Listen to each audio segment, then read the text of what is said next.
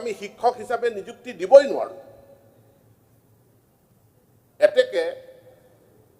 তেওঁলোকক টিউটৰ বুলি এটা শব্দ সৃষ্টি কৰি তেওঁলোকক নিযুক্তি দিয়া হ'ল কণ্ডিশ্যন এটা লৈ পেলাই আশা এটা লৈ পেলাই যে তেওঁলোকে 5 বছৰৰ ভিতৰত এই টেট ডিএলএড আয়ত্ত কৰিব কিন্তু 5 বছৰৰ ভিতৰত তেওঁলোকে টেট ডিএলএড যদি আয়ত্ত নকৰে তেতিয়াহ'লে তেওঁলোক টিউটৰ হিচাপে থাকি যাব ফিক্স পেড আৰু যদি আয়ত্ত কৰে তেওঁলোকে টিচাৰলৈ তেওঁলোকক উন্নীত কৰা এই বছৰ আমি এটা এমেণ্ডমেণ্ট আনিছোঁ যে এই 5 বছৰৰ সময়সীমাটো আমি আৰু 2 বছৰৰ কাৰণে বৃদ্ধি কৰি দিছোঁ যিসকল আমাৰ টিউটৰ হৈ আছে তেওঁলোকে যদি 2 বছৰৰ ভিতৰত তেওঁলোকে টেট ডিএলএড আয়ত্ত কৰিব পাৰে আমি তেওঁলোকক শিক্ষকৰ পদলৈ উন্নীত কৰিম আৰু বহু সংখ্যকক ইতিমধ্যে আমি শিক্ষকলৈ আমি উন্নীত কৰিছোঁই মহাবিদ্যালয়ৰ যি প্ৰবক্তা আছে প্ৰবক্তাসকলৰ ক্ষেত্ৰতো ইউজিচিৰ গাইডলাইন মতে তেওঁলোকৰ নেট স্লেট থাকিবই লাগিব আৰু নেট স্লেটটো যদি তেওঁলোকে 5 বছৰৰ ভিতৰত আয়ত্ত কৰে এই প্ৰফেশ্যনেল কোৱালিফিকেশ্যন যদি তেওঁলোকে আয়ত্ত কৰে তেওঁলোকক আমি এছিষ্টেণ্ট প্ৰফেচৰলৈ আমি উন্নীত কৰিম এতেকে এই দফাটো এই বছৰো প্ৰযোজ্য হ'ব এই সংশোধিত আইনৰ অধীনত যিসকল নতুনকৈ প্ৰভিন্সিয়েলাইজ হ'ব সেই প্ৰভিন্সিয়েলাইজ হোৱা ব্যক্তি বা শিক্ষক বা টিউটৰ তেওঁলোকৰ ক্ষেত্ৰতো এই নীতিটোৱে প্ৰৱৰ্তিত হ'ব ইয়াত কোনো শিথিলতা আমি কৰিব পৰা অৱস্থাত নাই কাৰণ ই কেন্দ্ৰীয় আইন শিক্ষাৰ অধিকাৰ আইনৰ দ্বাৰা ইউজিচি গাইডলাইনৰ দ্বাৰা এইটো নিয়ন্ত্ৰিত মাননীয় কিছু বিধায়কে উত্থাপন কৰা এটা প্ৰশ্নৰ মই স্পষ্টীকৰণ দিব বিচাৰোঁ যে হয় আমি এতিয়া স্কুল প্ৰভিন্সিয়েলাইজেশ্যন কৰা নাই আমি স্কুল প্ৰভিন্সিয়েলাইজেশ্যন নকৰোঁ কিন্তু আমি পোষ্ট প্ৰভিন্সিয়েলাইজেশ্যন ইয়াৰ কাৰণ এটাই মই যিটো সংখ্যা দিলোঁ যে 55,000 বিদ্যালয় আমাৰ আছে সেইকাৰণে আমি নতুনকৈ আৰু বিদ্যালয়ৰ আমি সংখ্যা আমি নবঢ়াওঁ বেছ স্কুলৰ কনচেপ্ট সৃষ্টি কৰি যিসকলৰ চাকৰি প্ৰভিন্সিয়েলাইজ কৰা হৈছে তেওঁলোকক বেছ স্কুলত দায়িত্ব দিয়া তেওঁলোকক নিযুক্তি দিয়া লগতে আমি এই প্ৰভিজনটো আগৰ পৰা আছে এতিয়াও ৰাখিছোঁ যদি আন্তঃগাঁথনি ভাল সঁচাকৈ যদি এনৰোলমেণ্ট আছে ছাত্ৰ ছাত্ৰী আছে সেইখনক আমি সেলফ বেস স্কুল হিচাপে স্বীকৃতি দি আমি চলাই লৈ যাম গতিকে সেলফ বেস স্কুলৰ ব্যৱস্থাটো থাকিব মাদ্ৰাছাৰ কথাটো কোৱা হৈছে যিসকলে ইতিহাসটো জানে তেওঁলোকে এইটো কথা জানে যে অসমত মাদ্ৰাছাৰ প্ৰভিন্সিয়েলাইজেশ্যনৰ আইন বেলেগ আছে আৰু সাধাৰণ বিদ্যালয়ৰ প্ৰভিন্সিয়েলাইজেশ্যনৰ আইন বেলেগ আছে মাদ্ৰাছাৰ প্ৰভিন্সিয়েলাইজেশ্যন মই জনাত লাষ্ট 2014 চনত হৈছে 2014 চনত মাদ্ৰাছাৰ প্ৰভিন্সিয়েলাইজেশ্যন হৈছিল আৰু 2020 চনত মাদ্ৰাছাবিলাক কনভাৰ্ট কৰি দিয়া হ'ল জেনেৰেল স্কুললৈ গতিকে যি তাৰিখত এই মাদ্ৰাছাবিলাক সাধাৰণ স্কুল হ'ল এতিয়া তেওঁলোকৰ মাদ্ৰাছাৰ প্ৰতিষ্ঠা হোৱাৰ আমি তথ্য ল'বলৈ আমাৰ হাতত কোনো ডকুমেণ্ট নাই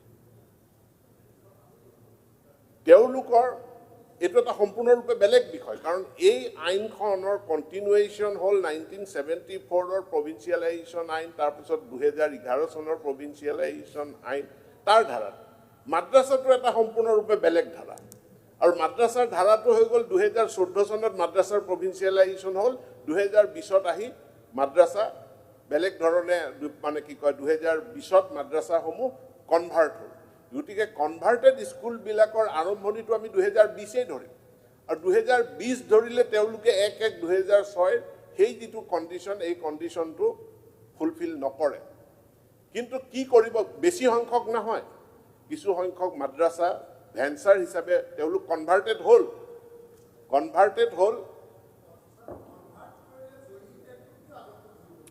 যেতিয়া 11ত আপোনালোকৰ ল'লে কনভাৰ্ট কৰিছে এইখন আইনৰ আওতাত সেইটো নহয় তাৰ স্যাৰ যেতিয়া 11ত প্ৰভিন্সিয়েলাইজ কৰিলে 13ত এইটো কথাটো যে হৈ গ'ল 14ত ঠিকে কৈছে আপুনি যদি স্যাৰ মাদ্ৰাছাখনক স্কুলত কনভাৰ্ট কৰিব নোৱাৰি এজন কৈ বুজাই দিয়ক জেনেৰেল স্যাৰ তাতেই ৰাখি দিব লাগিছিল যদি কনভাৰ্ট হৈছে তেনেহ'লে জয়নিং তো আপুনি আকৌ 20 কিয় ধৰিব যেতিয়াৰ পৰা ষ্টাৰ্ট হৈছে এইটো ধৰিব লাগিছিল এইখন আইন 2017 চনৰ আইন মন্ত্ৰী মহোদয় বুজিলো স্যাৰ স্কুলটো কনভাৰ্ট কৰিলে আৰে আপুনি মোৰ কথাটো শুনক না, অলপ লজিক বুজিবলৈ চেষ্টা মন্ত্ৰী মহোদয় জাষ্ট মই এটা কথা ক'ব বিচাৰিছোঁ মাদ্ৰাছাৰ প্ৰভিন্সিয়েলাইজেশ্যনৰ আইন বেলেগ আছিলে, হয়, সাধাৰণ মানিছোঁ বিদ্যালয়ৰ কথাটো। প্ৰভিন্সিয়েলাইজেশ্যনৰ আইন বেলেগ আছে। মন্ত্ৰী মহোদয় যেতিয়া প্লিজ যেতিয়া 11ত ছাৰ আইন অনা হ'ল 14ত আপুনি ঠিকে কৈছে 13-14ত হ'ল স্কুলখিনি 13ত হ'ল মাদ্ৰাছা 14ত এক বছৰ লেট যায় আকৌ যেতিয়া 21ত আপোনালোকে কৰিব এই যিটো মাদ্ৰাছা বিল ৰিপিল কৰা হ'ল তাৰ আগে 21ত যেতিয়া টিউটৰ নিযুক্তি দিলে স্কুলৰখিনি মাদ্ৰাছাখিনি বেলেগকৈ ফাইল বনালে যিসকলক দায়িত্ব দিছিল গোটেই কাম স্কুটনি কৰি ফাইল বনালে মাদ্ৰাছাও ল'ব ইতিমধ্যে বিল ৰিপিল হ'ল তেখেতসকলৰ গোটেই ডাটাখিনি 2006 আগৰ অল কণ্ডিশ্যন ফুলফিল কৰা সবখিনি আপোনাৰ ডিপাৰ্টমেণ্টত আছে মাননীয় মন্ত্ৰী মহোদয় সেই হিচাপে আমি কৈছোঁ যে যেহেতু ৰিপিল হোৱাৰ কাৰণে ঠাণ্ডা অৱস্থাত গুচি গ'ল আদাৰৱাইজ সেই কামখিনি কৰা আছে 6 আগৰ পৰা সব ফুলফিল কৰিছে প্লিজ এইটো কনচিডাৰ কৰক আপুনি মোক লিখি দিব মই এইখিনি এক্সামিন কৰিম কিন্তু এইখন আউটাৰ ভিতৰত মাদ্ৰাছা নপৰে ইয়াৰ ভিতৰত মাদ্ৰাছাটো নাই এতিয়া মই অন্য এটা কথালৈ আহোঁ যিটো হ'ল 6 শিডিউল এৰিয়াৰ বিষয় 6 শিডিউলত এডুকেশ্যনটো কমপ্লিটলি ট্ৰেন্সফাৰ্ড ছাবজেক্ট এই কাৰ্বি আংলং হওক ডিমা হাছাও হওক BTC হওক আজিৰ তাৰিখত 6 শিডিউল ডিষ্ট্ৰিক্টত শিক্ষক কোনে নিযুক্তি দিয়ে কাউন্সিলে নিযুক্তি দিয়ে শিক্ষকৰ ট্ৰেন্সফাৰ অসম চৰকাৰে কৰিব নোৱাৰে আমি BTCৰ পৰা শিক্ষক এজন যদি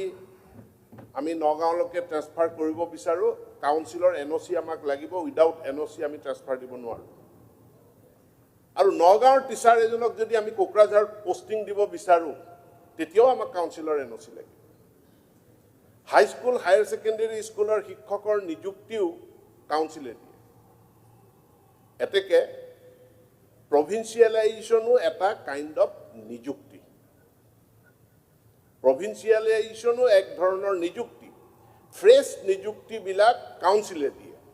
সেইকাৰণে মই BTC প্ৰশাসনৰ লগতো আলোচনা কৰিছোঁ মাননীয় মুখ্যমন্ত্ৰীৰ লগতো মই আলোচনা কৰিছোঁ যে BTCৰ পৰিৱেশটো তাৰ চিটুৱেশ্যনটো যিহেতু বেলেগ তেওঁলোকৰ ৰিকুৱাৰমেণ্টবিলাক বেলেগ আমি চৰকাৰে অসম চৰকাৰে সম্পূৰ্ণ সহযোগিতা কৰিম হয় কাউন্সিলে এখন বেলেগ আইন আনক নহয় কাউন্সিলৰ হৈ আমি এখন বেলেগ আইন আনো কিন্তু BTCৰ সমস্যাখিনি বেলেগ ধৰণে এটা বেলেগ আউটাৰে চাব লাগিব এইখন আইনৰ আউটাৰ ভিতৰত আমি BTCৰ সমস্যা গোটেইখিনি ভেঞ্চাৰ স্কুলৰ সমস্যা সমাধান কৰিব পৰা অৱস্থাত নাই মই মাননীয় মুখ্যমন্ত্ৰীৰ অনুমতি সহকাৰে আপোনালোকক জনাওঁ BTCবাসী ৰাইজক মই জনাওঁ যে BTCৰ ভেঞ্চাৰ স্কুলৰ সমস্যা সমাধান কৰাৰ কাৰণে আমাৰ চৰকাৰ বদ্ধপৰিকৰ আৰু আমি BTC পৰিষদৰ লগত পূৰ্ণ সহযোগিতা কৰিম যে BTCৰ যি শান্তি চুক্তি সেই শান্তি চুক্তিৰ ধাৰা 6.3 অনুযায়ী এই অঞ্চলৰ ভেঞ্চাৰ স্কুলসমূহ প্ৰভিন্সিয়েলাইজ কৰাৰ কাৰণে আমি বিশেষ ব্যৱস্থা গ্ৰহণ কৰিম লেজিসলেশ্যন লাগিব সেই লেজিসলেশ্যন BTCৰ লেজিসলেশ্যনো হ'ব পাৰে বা সেই লেজিসলেশ্যন অসম চৰকাৰৰো হ'ব পাৰে কিন্তু it will be an special legislation কাৰণ এটা ত্ৰিপাক্ষিক চুক্তি এখনৰ ধাৰা এটা ৰূপায়ণ কৰাৰ কথাটো ইয়াত জড়িত হৈ আছে আৰু সেইটো আমি ৰূপায়ণ কৰিবৰ কাৰণে আমি বদ্ধপৰিকৰ এইটো আমি এইটো কেতিয়া কৰিব ফেব্ৰুৱাৰী মাহৰ যিটো ধন্যবাদ জনাইছো মন্ত্ৰী ডাঙৰীয়া আৰু মাননীয় মুখ্যমন্ত্ৰী মহোদয়ক BTCৰ ফালৰ পৰা নহয় কামটো কৰিব লাগিব নহয় চৰকাৰ ফেব্ৰুৱাৰীলৈকে আছে আপুনি ফেব্ৰুৱাৰী মাহৰ হেৰিয়াত উঠাব বুলি কৈ দিয়ক অধিৱেশনত নহয় এনে ধন্যবাদ জনালে চৰকাৰটো আছে মাত্ৰ মাৰ্চলৈকে গতিকে ফেব্ৰুৱাৰী অধিৱেশনত আমাৰ এইটো হ'ব লাগে এই চৰকাৰ চলি থাকিব অখিল গগৈ ডাঙৰীয়া মোৰ আগৰ কথাটো আপুনি নুশুনিলে বোধ কৰোঁ মই কৈছোঁ যে মই আপোনাক বুজাবলৈ চেষ্টা নকৰোঁ